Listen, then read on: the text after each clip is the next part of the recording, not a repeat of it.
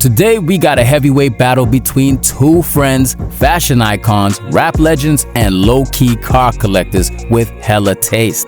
ASAP Rocky versus Tyler the Creator. Both of these guys have crazy style, and that extends as far as their garages. Rocky be gliding through Harlem with that old money luxury drip, while Tyler's out in LA swerving pastel toy-looking whips like he built them in a Lego dream garage. So today, we're breaking down every single whip in both their collections, ranking them one by one, and at the end, we're gonna decide who really runs the car game. Hey yo, check this out. This the prettiest motherfucker on the planet, ASAP motherfucking Rocky, man. Rocky might have grown up in Harlem, where taking the train was more normal than a Lambo. But over the years, he built up a very curated collection. Off the top, any man that gives his girl a Rolls-Royce Cullinan deserves respect. Flacco just did that. This white-on-white SUV has been seen a few times on date nights with Riri. It's giving power couple energy. The Cullinan already got that private jet on wheels vibe. But in white, yo, it looks like heaven just parked itself at a red light. Luxury, presence, and love. That's how you start the list off right. Cully for the 7th rank. Next up, a silver old-school Mercedes 190 E-Wagon with AWGE branding. Now, for those who don't know, AWGE is Rocky's creative agency and label, so this car is like mobile branding on 4 wheels. Not many pics of this one. Subtle Steez, 6th place. In the 90s, there was one car you found in every family comedy movie. This whip caught everyone off guard when Rocky popped out with it. A wood-paneled Jeep Grand Wagoneer? Yo, that's some 90s dad at the lake house energy. You saw this in every family comedy growing up, from Beethoven to Cheaper by the Dozen. But somehow, Rocky makes it look cool. It's nostalgic, it's cozy, it's given uncle who got grills and Gucci loafers. A very rare flex, sets the bar for the next ones. As a man of class, we're continuing with pure high standards. A late 90s Bentley Azure, drop top, chrome rims, cream interior. You already know ASAP pulled up to the Bottega Veneta in this one just to buy some light drip or something. This is old money rap energy. No flex, no noise, just taste. Love to see it. Produced from 1995 to 2003, it had a total of 1,403 built. Not gonna lie guys, you can hear the jazz music playing when this car starts. She's at 4th spot for a reason, baby. First car I owned was a Ferrari 488. The nickname was, it was a corny nickname, man. It was a speeding bullet. Back to modern times. This satin silver Ferrari 488 GTB was Rocky's first real supercar, and he did not go basic with it. Because when it comes to Ferraris, red is basic. Silver is not. Most folk go for red or yellow Ferraris, but Rocky went straight satin silver. Sleek, sharp, and smooth. He called it the speeding bullet back in the day, and it damn near was. This was the car that had people saying, oh yeah, Flacco made it. And let's be real, this spec still hits nowadays. 3rd rank, the 488 gets. Y'all ever seen a school bus mixed with a Lego truck mixed with a transformer? That's what this yellow Hummer EV looks like. Rocky went all in on the new wave. Big electric flex with yellow matching Forgiato wheels. It's giving Wall-E meets Harlem.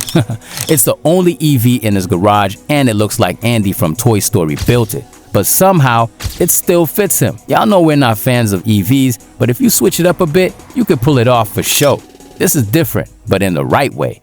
And here we are, numero uno, the crown jewel. Rocky's custom Mercedes-Benz 190E from Need for Speed Unbound isn't just a car. It's an actual statement piece. Split black and white paint, bright gold trim, and motivational quotes on the doors like, if not now, then when, and always strive and prosper. This car went from video game fantasy to real life. EA actually built it for him. It's rare, it's symbolic, and it's a damn masterpiece. This ain't just the best car in his collection. It might be one of the most creative celeb cars ever though. For clearance, Rocky also owns a white Lamborghini Gallardo, but he doesn't have it anymore. And his ultimate dream car is a Lamborghini LM002 from the 90s that he didn't seem to acquire yet. I would say my dream car would have to be Lamborghini truck from the 90s. I love it just based off of design and just how it looks. It's just appealing to me, just how the finish is. I think that Lamborghini should actually start like backtracking and using that as point of reference for, you know, up-and-coming trucks. ASAP's taste truly feels like a museum for rich kids who like underground art shows and Paris Fashion Week. But now, let's flip the page and go across the coast. I don't fuck with parties. I hate paparazzi. I've never driven a Hellcat, and you would never catch me in a Maserati.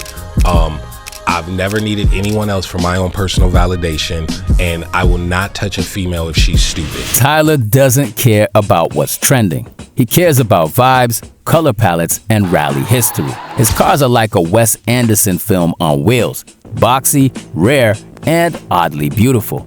And to kick it straight out, let me give y'all a background check on Tyler's previous whips. He got his first ride for his 19th birthday, a squarish Honda Accord, ill shape. Then he got a BMW M3 E92, frost white, 2-door. He loved that car. Then he also gave away his 1990 BMW 325 IS E30 at the 3rd annual Camp Flog Gnaw Carnival. His white Audi R8 with silver wheels was also cool AF, and he also had a white McLaren MP412C for a while too. Now, let's get into his current fleet, baby. Now this one's probably the most normal car in the Wolf Haley's garage, a McLaren. Crazy, right? Only 1,000 ever made. The 675 LT with gray dark paint and orange accents make it feel like a stealth fighter jet. But what makes it funny is how un-Tyler this looks. It's fast, it's modern, and it doesn't have any pastel colors. Almost feels like a car he bought on accident, but still fire obviously. 8th rank for the McClizzy. Next up, same SUV as Rocky, but different flavor. Tyler's Cullinan is painted in this dark British racing green and features a smooth cream interior. This man literally copped a $500,000 luxury tank and drove it straight to Utah on a road trip with his friends. Ain't no flex harder than using a Rolls like a Toyota Camry. And you'll see it in a bit. That's not the only double R he owns. Like bruh, this is something your rich granddad drives to pick up cigars with. A black Rolls-Royce Phantom 3 from the 1930s? That's antique steez to the max. Only Tyler would think, yeah, let me pull up to the studio in a 90-year-old car with coach doors and mechanical gears. This just ain't rare, it's almost absurd, and that's why it works for him.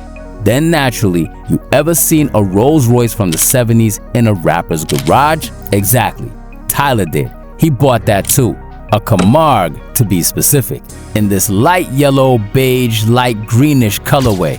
Only 531 Camargues were ever made, and his pastel color coupe feels like a time machine straight out of a 1975 Miami drug film. This 2-door luxury coupe saloon was produced from 1975 to 1986. It's vintage, boxy, quiet, and rare. A total vibe. That's why it's sitting pretty at 5th spot. Now, you didn't think Tyler would skip a hypercar, did you? This white Ferrari LaFerrari is a certified dream whip. He said this car is better than the Enzo, and it was on his bucket list ever since he test drove one on a track. And I drove a LaFerrari on a track. Crazy. Clean, classy, ridiculously fast. And because it's Tyler, of course he got it in white, like an elegant swan. Even though this one could have easily been at first rank, Tyler's cars are mainly vintage, so the top 3 is rather filled with those. He was also seen with a couple Enzos, but no confirmation he actually bought that model. The LaFerrari is one heck of a hypercar for sure though. So sick. Entering the top 3, we have that real deep Tyler energy. Baby pink paint, Toyo tires with colored text, boxy rally heritage. The Fiat 131 Abarth is basically the ugly duckling turned supermodel of old rally cars. People might laugh when they see it, until they realize how rare it really is. A real car guy move. Tyler's Italian box has colorful tire text. Call Me If You Get Lost is an ode to his album and fits perfectly on the set of Toyo tires. Although some might think it's over the top, For us, this goes well with the overall theme of his style that gives, hear me out now, sunny afternoon in a country meadow with some French croissants sitting on the grass type shit. The Fiat 131 was released back in 1974 as a family car featuring sedan, avant, and coupe variants. It wasn't powerful, it was quite an ordinary economy car of the time, but the Abarth version still managed to find its way to the hearts of car enthusiasts as it competed in Group 4 Rally from 1976 to 1980. It looks understated, but not boring.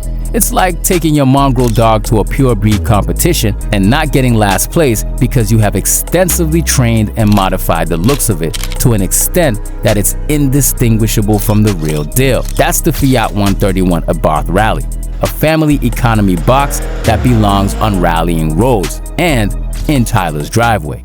Third place for the Fiat. Adding to the pastel lineup, we have two cars. Same model, different shades. A baby blue and dark blue Lancia Delta Integral Evo 1 and 2. The baby blue Lancia Delta Integral was featured in the What's Your Name visuals where he takes a trip through some beautiful mountain roads with some suitcases packed on the top of the car. But Tyler has a second dark blue Delta Integral as well. These are also rally icons that won multiple championships, and Tyler got both for different moods. Nobody's choosing this car unless they got taste, and Tyler, yo, that man's eating. At first place, it's not just our number one, it's actually Tyler's number one and ride or die. The cream BMW M3 E30 is the car he feels the most comfortable and at peace in. If he had to rob a bank, he probably would use that car. Pause. But hear me though, that's because he just knows it so well. He controls it differently. He drifts in it, always makes a little left turn, and lets the ass shoot out and stuff before he gets back on the straight. Tyler said that the colorway on his BMW is his favorite ever, and he also had a SE European bicycle made with matching cream and blue. This is his partner in crime, and just for that, it earns the top spot easily. Now, here's the real question, right? Who wins, Rocky or Tyler? And before everybody jumps and says, oh, Tyler, of course, bro, Tyler got the best blah, blah, blah, blah, blah, let's analyze this for a second. We all get it. Tyler's cars feels like an art exhibit, like each whip has a story, a mood board, and a specific outfit you gotta wear when you drive it.